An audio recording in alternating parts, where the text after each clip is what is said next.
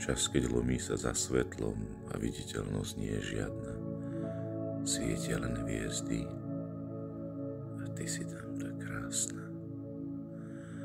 Na oblohe v lesku hviezd zhliadol som ťa a v tej chvíli pocítil, že zaletieť, kde si tam je možné vánkom sa stať a jemne ťa objímať vo vesmíre snov, kde kvapka vody je životom, čo rany hojí a človek sa v nej cíti nekonečne slobodný.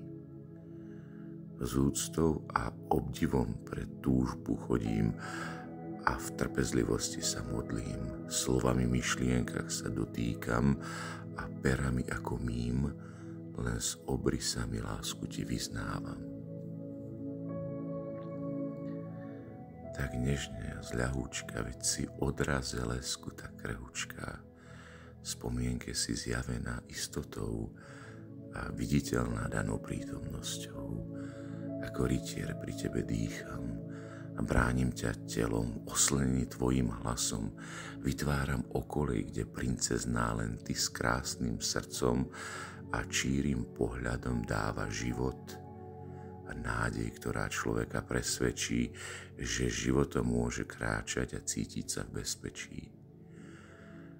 Už slová sú v tej chvíli ako hmla, ktorá ráno padne, ale keď sa dotkne oblohy, i hneď sa stratí a pohľadom srdce moje v tvojím sa zasnúbi a nepotrebuje slova, ale prítomnosť slobody bez odsúdenia.